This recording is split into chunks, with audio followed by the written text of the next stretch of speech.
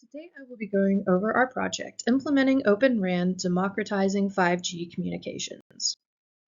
This project was part of our capstone for the Master of Science in Information Technology program here at Kennesaw State University. Our team was very small, and so we both handled technical planning and documentation responsibilities. In the world of radio access networking, there are only a few vendors who offer the hardware and software necessary. Once you buy into one company's proprietary software, RAN operators are locked into that company and their hardware. This causes a number of issues, including high costs, inability to innovate, and a lack of transparency. OpenRAN is a solution to these problems. OpenRAN, two words, refers to the more general movement towards a more diversified RAN architecture. It is also the architecture put forth by the ORAN Alliance based on 3GPP standards. Using ORAN's architecture, the Open Air Interface Software Alliance has developed the open source software OpenRAN, one word, for implementing this architecture, which is what we used for our project. The objective of this project was to simulate activity between a base station, the graphic in the middle of this diagram, and the end user equipment, as designated by the graphic on the left, using OAI 5G software. This is in an effort to make deployment and ownership more accessible by clearly documenting the installation and testing process. Our work would be used as a jumping-off point for future research into this technology. The user equipment is comprised of the device itself, usually a cell phone and a SIM card.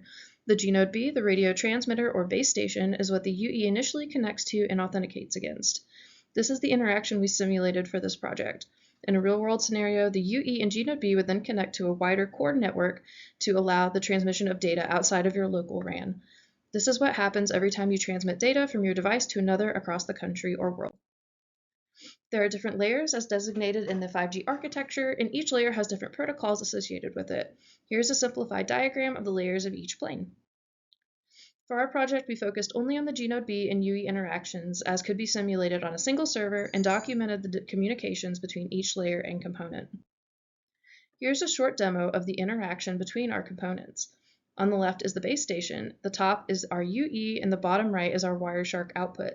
You can see the UE is looking for a connection, and once the G-Node B is started, the connection is made and packets start being captured. Once the base station has stopped, packet capture ceases.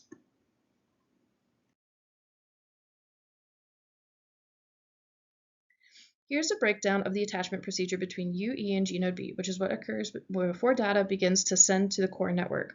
On the right are snippets from the deployment's real-time output, which is what you see in the previous video recording. We matched up where each step of the attachment procedure can be seen in the output. In conclusion, OpenRAN is a growing area in radio access network technologies, offering possibilities for innovation and openness in this space. Our goal for this project was to explore the current technology available and demonstrate these capabilities with the hope that it can be built on by future students.